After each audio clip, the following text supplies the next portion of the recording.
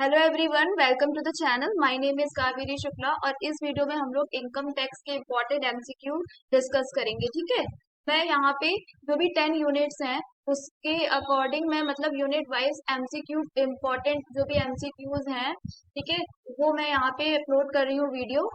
ठीक है, फिर उसके बाद हम लोग क्वेश्चन पेपर्स भी सॉल्व करेंगे। फिलहाल अभी जैसे मैंने कल ह्यूमन रिसोर्स मैनेजमेंट पे मैंने अपलोड किया था, मैंने मार्जिनल कॉस्टिंग, मतलब अब मैं कुछ इंपॉर्टेंट इंपॉर्टेंट जैसे यूनिट्स हैं उनके रिगार्डिंग क्वेश्चंस आते हैं तो वो डिस्कस कर रहे हैं। ठीक है, तो आज हम लोग इनकम टैक्स के इम्पोर्टेंट एमसीक्यूज डिस्कस करेंगे। अगर आपको मेरी वीडियोस अच्छी लग रही हो तो प्लीज चैनल को सब्सक्राइब कर दीजिएगा, बेल आइकन हिट कर दीजिएगा और वीडियो को लाइक भी कर दीजिए। अगर आपको कुछ भी हेल्प मिल रही हो, आपको क्वेश्चंस मिल रहे हैं, आपको रेगुलर बेसिस पे एक वीडियो अपलोड हो रही है, तो प्लीज इस चैनल को सपोर्ट कर दीजिएगा, इसको सब्सक्राइब कर दीजिए चैनल को। अगर आपको हेल्प मिल रही हो तो और वीडियो को लाइक भी कर दीजिए। अगर आप व्यूअर्स जो भी देख रहे हो प्लीज वीडियो को लाइक भी कर दीजिए। ठीक है, लाइक भी कर दीजिए और वीडियो को देखिए, लाइक भी कर दीजिएगा। ठीक है, तो अभी इनकम टैक्स पे हम लोग डिस्कस करेंगे। ठीक है, तो क्वेश्चन नंबर 1 से स्टार्ट करते हैं। क्वेश्चन नंबर 1 क्या कह रहा है? Income tax. ठीक, और हाँ, इसकी जो पीडीएफ होगी आपको डिस्क्रिप्शन बॉक्स में मिल जाएगा। आई होप कि आप लोगों ने जो भी पहले वीडियोस देखी होगी तो पीडीएफ पे डाउनलोड कर लिया होगा। प्लीज डिस्क्रिप्शन बॉक्स को भी चेक कर लिया करिएगा, वहां पे मैं वीडियो के साथ आपको पीडीएफ भी अपलोड करती हूँ। पीडीएफ भी आप वहां से डाउनलोड कर सकते हैं। तो स्टार्ट करते हैं। Income tax in India is levied under which of the following act? Income tax act 1960, income tax act 1961, direct tax code 2010 या वेल्थ टैक्स एक्ट 1956। तो करेक्ट आंसर क्या हो जाएगा? Income tax act 1961। ठीक है, ये तो बहुत ही बेसिक क्वेश्चन है, आप लोगों ने अपने बेसिक्स में भी पढ़ा ही होगा, अपने बीकॉम में पढ़ा होगा। इनकम टैक्स जब भी आपने सब्जेक्ट पढ़ा होगा तो उसमें सबसे पहले तो आपको एक्ट बताया जाता है 1961, ये एक्ट है। ठीक है, तो ये income tax in India is levied under, अगर आप ये क्वेश्चन भी गलत करोगे तो फिर क्या ही कर सकते हैं। ठीक है, तो ये क्वेश्चन बहुत सिंपल है, एग्जाम में कभी कदार सिंपल क्वेश्चंस भी आ जाते हैं। ठीक है, इस बार जून अटेम्प्ट में बहुत से ऐसे क्वेश्चंस थे जो बहुत सिंपल थे, लेकिन वो गलत भी हुए हैं बच्चों के, इसलिए मतलब हमसे भी गलतियां, मतलब ऐसे हो जाता है, कभी कभी सिंपल क्वेश्चंस भी गलत हो जाते हैं। इसलिए देखो, टफ क्वेश्चन और वेरिएबल क्वेश्चन ऐसे अलग अलग तरीके के क्वेश्चन आएंगे तो हम लोग चलो मान सकते हैं कि हाँ गलत होने के चांसेस है, लेकिन ऐसे सिंपल क्वेश्चंस तो बिल्कुल नहीं गलत करने, क्योंकि ऐसे क्वेश्चंस तो सब सही करके आएंगे और आप उसे उसको भी गलत करके आओगे तो फिर क्या ही उसमें सही करेंगे। ठीक है, इसलिए हम लोग कोशिश करनी है कि जो भी सिंपल क्वेश्चंस है वो तो गलत करना ही नहीं है। ठीक है, तो इसका करेक्ट आंसर क्या हो जाएगा? Income tax act 1961। Question number 2 देख लेते हैं। Previous year under income tax act means previous year. Income tax के अकॉर्डिंग प्रीवियस ईयर का क्या मतलब है? प्रीवियस ईयर जिसमें आपकी जो इनकम है वो अर्न हुई है। ठीक है, the financial year proceeding the assessment year, the current assessment year, calendar year, none of the above. Answer क्या हो जाएगा? The financial year proceeding the assessment year, मतलब जिस समय आपकी असेसमेंट ईयर है उसके जो पहले का जो फाइनेंशियल ईयर होता है उसको ही प्रीवियस ईयर कहते हैं। ठीक है, क्वेश्चन नंबर 3 देख लेते हैं। Assessment year 2025-26 correspond to which previous year? अगर अब देखिए 25-26 असेसमेंट ईयर है तो इसका प्रीवियस ईयर क्या हो जाएगा? 24-25। ठीक है, कहाँ है 24-25? ऑप्शन नंबर सी, तो 24-25। ठीक है, जस्ट इसके प्रोसीडिंग फाइनेंशियल ईयर। तो ये कॉन्सेप्ट आप जरूर याद रखिएगा, प्रीवियस ईयर असेसमेंट ईयर में कंफ्यूजन बिल्कुल नहीं होना चाहिए, बहुत बेसिक क्वेश्चन है। ठीक है, और फिर उसके बाद यहाँ पे आता है question number 4। A person is said to be a resident and ordinary resident. अब ये जो रेसिडेंशियल स्टेटस वाला जो टॉपिक है वो भी बहुत इंपॉर्टेंट है। ठीक है, कि उसकी जो बेसिक कंडीशंस है, एडिशनल कंडीशंस है, वो भी बहुत इंपॉर्टेंट है। मैं उसके रिगार्डिंग भी वीडियो अपलोड करूंगी।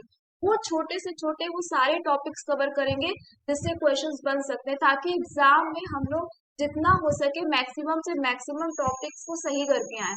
और जो चीजें इंपॉर्टेंट है वो तो सही करनी है, जो हमको सामने से पता चल रहा है कि एग्जाम में आने वाली है वो तो सही करना ही है। ठीक है, the person is said to be a resident and ordinary resident if he stays in India 182 days in a year, resident in at least 2 out of 10 preceding years, and stayed 730 days in last 7 years, both, and यहाँ पे none of। ठीक है, तो correct answer क्या हो जाएगा, both A and B दोनों हो जाएगा।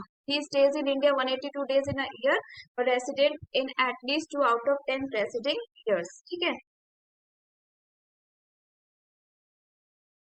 तो ये क्वेश्चन हो गया। आप देख लेते हैं क्वेश्चन नंबर 5। क्वेश्चन नंबर 5 में क्या कहा गया है, income earned outside India is taxable in the case of, अगर कोई भी इनकम है जो इंडिया के बाहर अर्न हुई है तो वो taxable in the case of resident and ordinary resident, resident but not ordinary resident, non resident या नन। तो करेक्ट आंसर क्या हो जाएगा, रेसिडेंट एंड ऑर्डिनरी रेसिडेंट। ठीक है, question number 6, rent from a sublet property. अब ये आचार्य का क्वेश्चन है हाउस प्रॉपर्टी के हेड से। Rent from a sublet property is taxable under which head, income from house property, income from other sources, business income या capital gains. Correct answer क्या हो जाएगा, इनकम फ्रॉम अदर सोर्सेज। ठीक है, question number 7, अगर आपको कोई भी प्रॉब्लम हो रही हो तो प्लीज मुझे कमेंट कर दीजिएगा कमेंट बॉक्स में। ठीक है, कुछ भी अगर आपको पूछना हो तो मैं उसका आंसर, उसका रिप्लाई जरूर करूंगी। कमेंट कर दीजिए और आप अपने फ्रेंड्स को शेयर भी कर दीजिएगा वीडियो को लाइक भी करिएगा। यहाँ तक अगर आप देख रहे हो तो वीडियो को लाइक भी करिए और चैनल को सब्सक्राइब भी।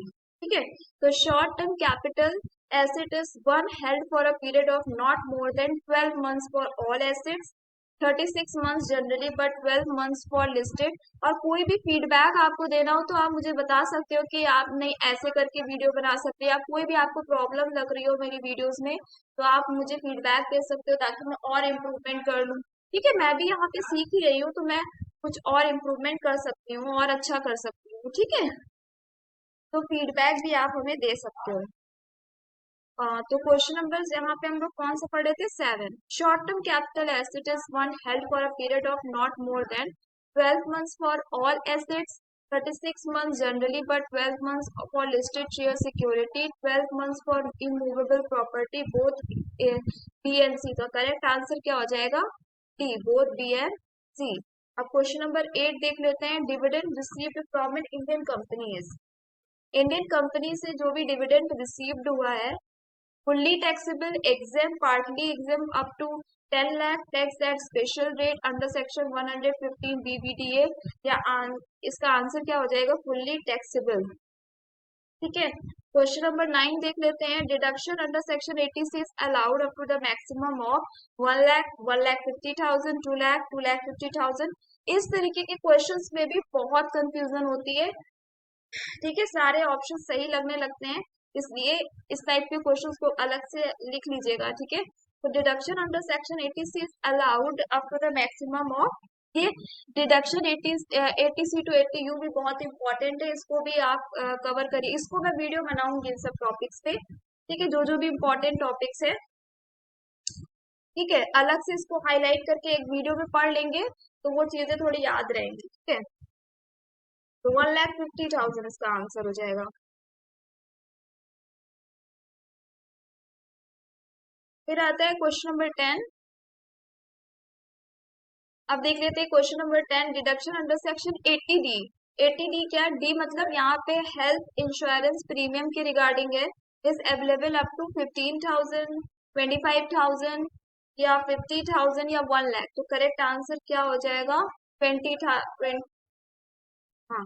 तो देखिए क्वेश्चन नंबर यहाँ पे 10 में क्या दिया है, deduction under section 80D, health insurance premium is available up to 15,000, 25,000, 50,000 flat and 1 lakh. ठीक है, तो करेक्ट आंसर क्या हो जाएगा, 25,000 और 50,000 फॉर सीनियर सिटीजन। ठीक है, अब क्वेश्चन नंबर 11 देख लीजिएगा, सिक्योरिटीज ट्रांजेक्शन टैक्स, STT, इसका फुल फॉर्म भी पूछ सकते हैं, securities transaction tax is a direct tax, indirect tax, both, none. तो करेक्ट आंसर क्या हो जाएगा, डायरेक्ट टैक्स है ये। ठीक है, अब क्वेश्चन नंबर 12 देख लेते हैं। क्वेश्चन नंबर 12 में क्या कहा गया है, under the new tax regime under section 115 BAC, deduction under section 80C is available fully, not available, available up to 50,000, only for senior citizen, answer not available.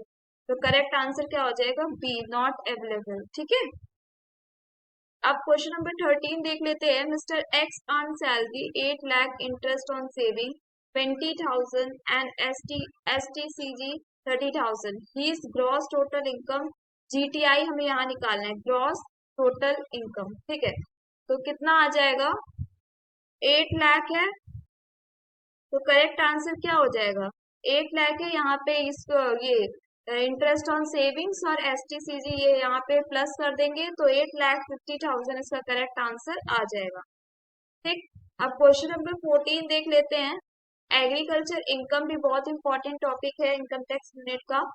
ठीक है, तो एग्रीकल्चर इनकम में देख लेते हैं। Agriculture income is in India is fully taxable, fully exempted under section 10 subsection 1, partly exempt, taxable only beyond 5 lakh। तो correct answer क्या हो जाएगा? B, fully exempt under section 10 subsection 1। तो thanks, that's it for today. Thanks for watching my video. अगर आपने यहाँ तक मेरी वीडियो देखी है तो उसके लिए थैंक्स।